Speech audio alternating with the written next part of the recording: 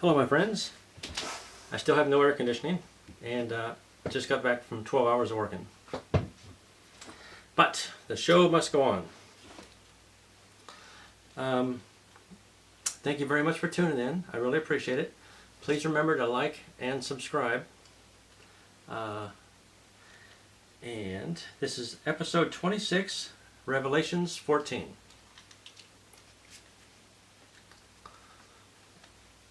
The Lamb and the 144,000. Then I looked, and behold, a Lamb standing on Mount Zion, and with him 144,000. His Father's name were written on their foreheads, and I heard a voice from heaven, like the voice of many waters, and like the voice of loud thunder. And I heard the sound of harpists playing their harps. They sang as it were a new song before the throne, before the four living creatures and the elders. And no one could learn that song except the 144,000 who were redeemed from the earth. These are the ones who were not defiled with women, for they are virgins. These are the ones who follow the Lamb wherever he goes. These were redeemed.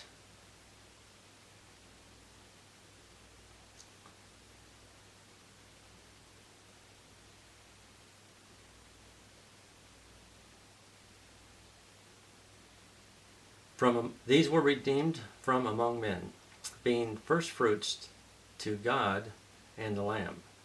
And in their mouth was found no deceit, for they are without fault before the throne of God. The Proclamations of 3 angels. Then I saw another angel flying in the midst of heaven, having the everlasting gospel to preach to those who dwell on the earth, to every nation, tribe, tongue, and people, saying with a loud voice, Fear God, and give glory to him, for the hour of his judgment has come, and worship him who made heaven and earth, the sea, and springs of water. And another angel followed, saying, Babylon is fallen, that great city, because she has made all nations drink of the wine of the wrath of her fornication. Then a third angel,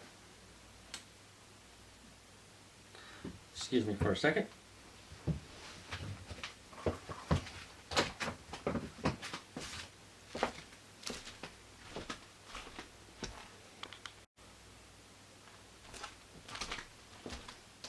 Sorry for the interruption. I'm recording this on audio also for eventually put it on a podcast, and my audio recorder died out.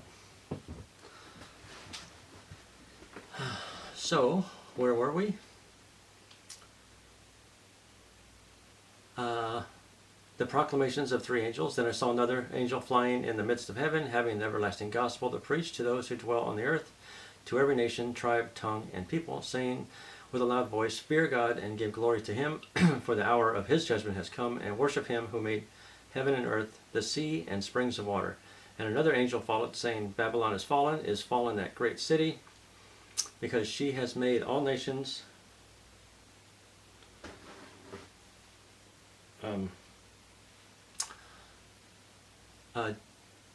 drink of the wine of the wrath of her fornication. The third angel followed them, saying with a loud voice, If anyone worships the beast and his image, and receives his mark on his forehead or on his hand, he himself shall also drink of the wine of the wrath of God, which is poured out full strength into the cup of his indignation. He shall be tormented with fire and brimstone in the presence of the holy angels and in the presence of the Lamb. And the smoke of their torment ascends forever and ever. and they have no rest day or night, who worship the beast and his image, and whoever receives the mark of his name. Here is the patience of the saints. Here are those who keep the commandments of God and the faith of Jesus. Then I heard a voice from heaven saying to me, Write, blessed are the dead who die in the Lord from now on. Yes, says the Spirit, that they may rest from their labors, and their works follow them, reaping the earth's harvest. Then I looked, and behold, a white cloud, and on the cloud sat one like the Son of Man, having on his head a golden crown, and in his hand a sharp sickle. And another angel came out of the temple, crying with a loud voice to him who sat on the cloud, Trust in your sickle and reap, for the time has come for you to reap, for the harvest of the earth is ripe. So he who sat on the cloud thrust his sickle on the earth, and the earth was reaped, reaping the grapes of wrath. Then another angel came out of the temple, which is in heaven, he also having a sharp sickle.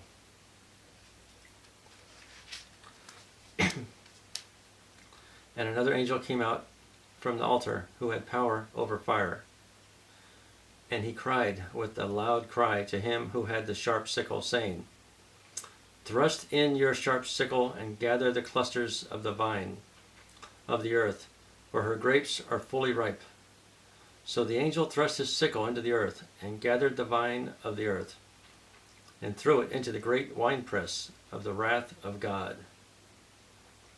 And the winepress was trampled outside the city, and blood came out of the winepress up to the horses' bridles, for 1,600 furlongs. Wow. So we got a lot to talk about here. This is a very eventful chapter, and I might go over it again next week. There's so much notes. I think I'll go over the notes I have, and then do a synopsis next week. So, the Lamb and the 144,000. These, it said, well, I'll read the notes first. These 7 visions are not in chronological sequence. They are more like a panoramic view of the tribulation period. In some respects, this chapter is like a table of contents for the rest of the book of Revelation, chronicling the salvation of God's people, the fall of Babylon, the final battle, and God's judgment on unbelieving humanity. Mount Zion, he said the Lamb was standing on Mount Zion with the 144,000 with God's name written on their foreheads. These are the 144,000 Jews, 12,000 from each of the 12 tribes. Mount Zion is very important in prophetic writings. For example, Psalms 2, verses 2 through 8, Isaiah 2, 1 through 4. It was the capital city of David, the home of the royal palace and king. It is also where God has chosen to reign forever. The earthly Zion, or the earthly center of control during the millennium, is indicated here as the 144,000 receive the reward for finishing their work.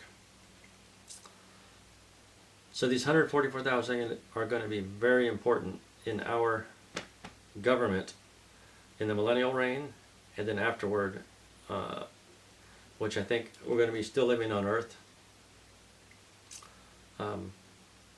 like a Garden of Eden.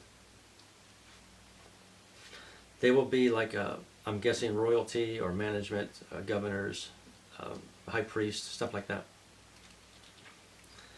And we will honor them for the rest of eternity and give thanks to God every day for the rest of eternity. I've started praying and saying thank you to God every day. especially if I get mad for something, and right away I smile, feel happy. But I have so many things to be thankful for that I can't ever run out of things. But it says here in Revelation that God likes our prayers, and they are offered to Him in bowls, and the prayers rise up like sweet incense to God.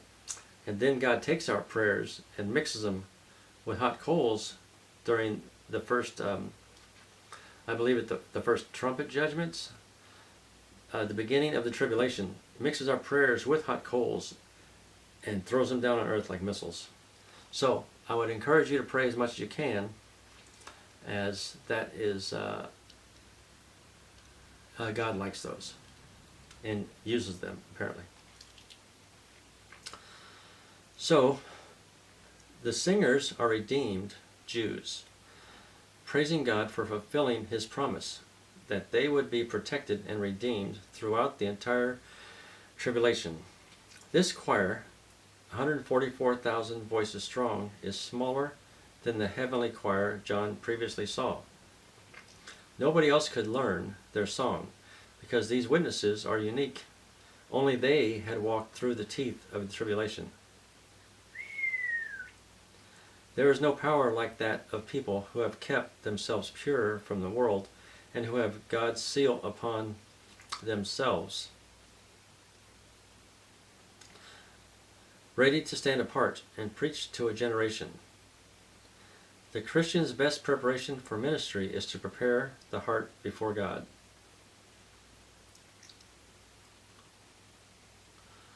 Virgins is not a physical description but a spiritual one. Just as the church must be presented to Jesus as a chaste virgin, for example in Jeremiah 14:17, the 144,000 must be pure in their ministry. One of the gross sins of the tribulation will be apostasy, spiritual adultery. But these witnesses will be undefiled by the world, giving themselves in pure devotion to the Lord. 14:4 says, "These are the ones who are not defiled with women, for they are virgins. These are the ones who will follow the Lamb wherever He goes."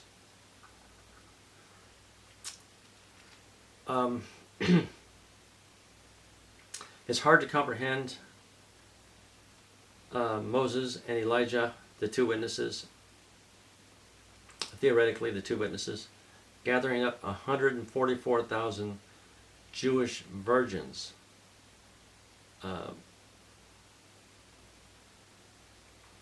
To be amongst this special group. But the person that wrote this note says that he thinks it's spiritual virgins. But it said here that they were undefiled with women. I want to learn a little bit more about this, because I don't. What do they mean by being defiled with women? What's wrong with women? I want to look up the original or a different version, because I've noticed this book, it states things a little bit differently than what I first read in the King James Version. I might have to switch Bibles at some point, because it's throwing me off a little bit when some of the words are changed. And it's just not the way I remember it. But I'm going to assume that they are literal virgins that have not had sex with women. So I guess it says undefiled with women, that the 144,000 are all men.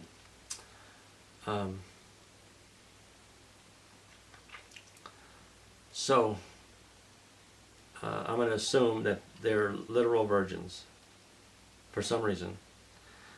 But I want to look into this a little bit more. But we've got lots of notes. Maybe it'll explain it deeper.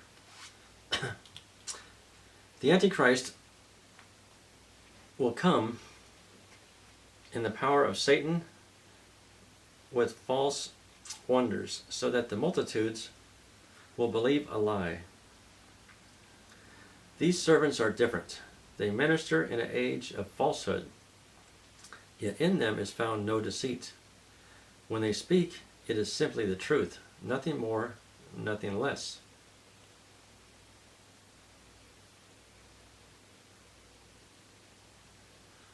Oh, okay, I guess he's talking about the 144,000. The Antichrist is going to be lying and spinning everything, trying to unite the whole world under his order, and he is successful at that. But the 144,000 are just speaking the truth, and that contrasts them. I imagine they will be drowned out with social media and news and fake news and stuff.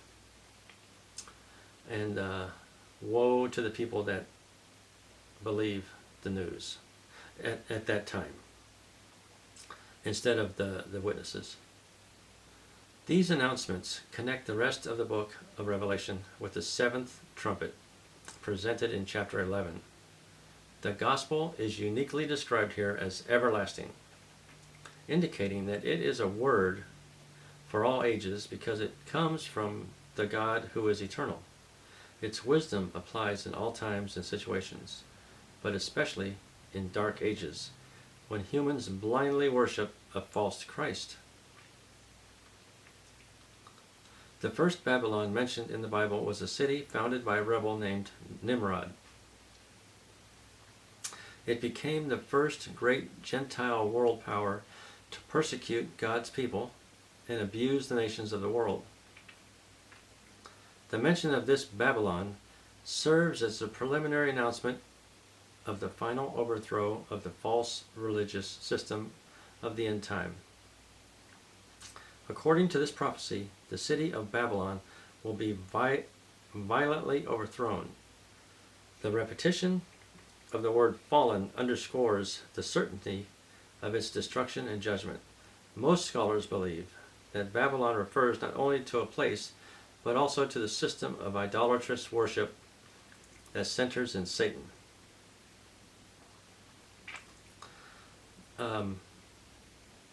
The whole great whore Babylon, I've heard theories of it's a church that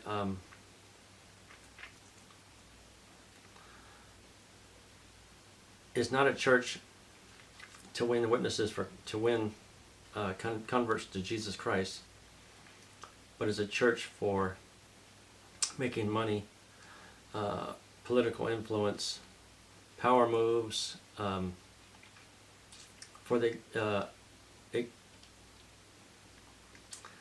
exalted lifestyle of the few hundred at the top. It's not a church of real Christianity. I think it's a fake church, but a very successful one. According to this prophecy, the city of Babylon will be violently overthrown. Oh, okay. This announcement puts the options of those dwelling on earth in concise form. Worship the beast and be damned by God, or worship God and be damned by the beast. There's no middle ground. If you worship God, you're going to be persecuted and tortured and killed in most cases. The 144,000, I'm sure, are spared because they're protected. But a lot of people will die, and they will be given special honor and privileges and positions in the millennial reign and afterward. Patience refers to endurance. These saints respond to the gospel during the tribulation and remain faithful for the 3.5-year reign of the beast.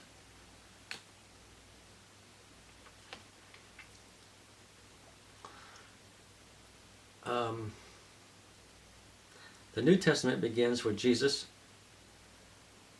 Beatitudes for the living, and it ends with the Beatitude for the dying.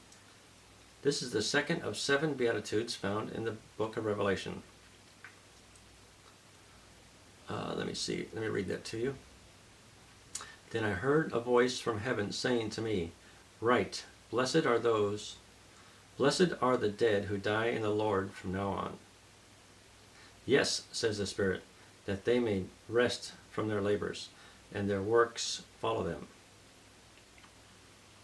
I guess that is what they call a beatitude. The Greek word for rest pictures sailors who spend their entire lives at sea and finally come home to their home port.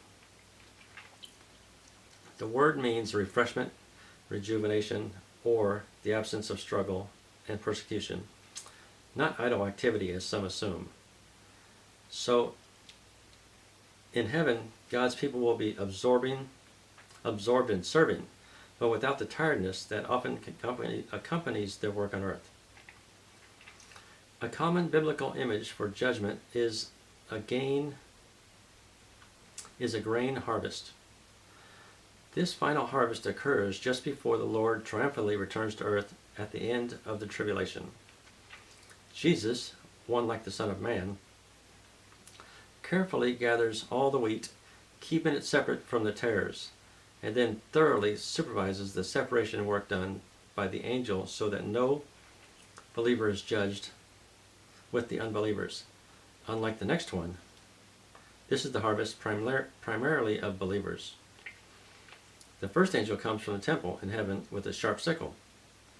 The second angel comes from the altar and has power over fire. Apparently, this second angel is in charge of the mission, for he orders the first angel to cut the ripe clusters and throw them into the winepress of God's wrath. Unlike the grain harvest, there is no separation here. All in this vision are unbelievers, destined for judgment. The description of the people of the earth as clusters that we attached to the vine of the earth may be another illustration of Satan's efforts to counterfeit God's work. Just as God has his vine, so Satan has his. This terrible judgment of God is prophesied by Joel in Joel 3:11-16 in terms that are repeated here. The final battle alluded to here is all described by Ezekiel. According to his prophecy, 7 years will be required to rid the earth of the weapons gathered by the nations. 7 months will be required to bury the dead. Ezekiel 39, verses 8-16. Verse 20 presents some details that are hard to imagine. The blood that is shed at this last battle is said to have the proportions of a flood, covering a 200-mile area and reaching a depth approximately 4 feet. This is a very powerful, deep chapter. Here's a little sketch on the Beatitudes. The blessing motif is carried from the words of Jesus in the Gospels all the way through the end of history in Revelation. Blessed are the poor in spirit, for theirs is the kingdom of heaven. As Matthew wrote, and Matthew also wrote, blessed are those who mourn, for they shall be comforted. And he wrote, blessed are the meek, for they shall inherit the earth. Blessed are those who hunger and thirst for righteousness, for they shall be filled. Blessed are the merciful, for they shall obtain mercy. Blessed are the pure in heart, for they shall see God. I'm getting a little flattered here. Blessed are the peacemakers, for they shall be called sons of God. And blessed are those who are persecuted for righteousness' sake, for theirs is the kingdom of heaven. And in Revelation, Beatitudes, I guess, are blessings. Blessed is he who reads and those who hear the words of this prophecy, and keep those things which are written in it, for the time is near. So we get a blessing for studying the book of Revelation. Woohoo! Then I heard a voice from heaven saying to me, Write, Blessed are the dead who die in the Lord from now on. Also, behold, I am coming as a thief. Blessed is he who watches and keeps his garments, lest he walk naked and they see his shame. And then he said to me, write, blessed are those who are called to the marriage supper of the Lamb. And he said to me, these are the true sayings of God. Also, blessed and holy is he who has part in the first resurrection. Over such the second death has no power, but they shall be priests of God and of Christ, and shall reign with him 1,000 years. So people of the first resurrection will reign during the millennium. The first resurrection, I believe,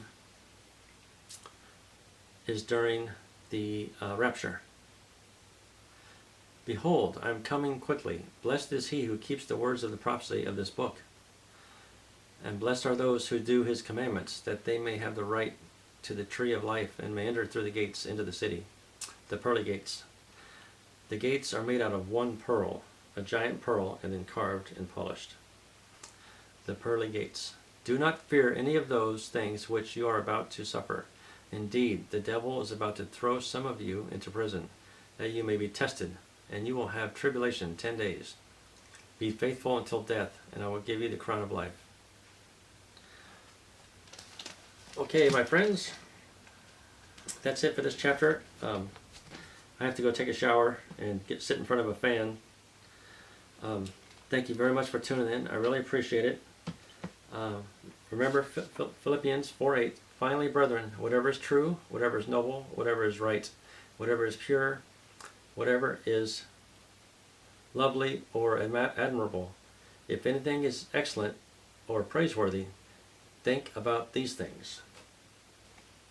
Yeah, so stay positive. I'll see you next week. God bless you.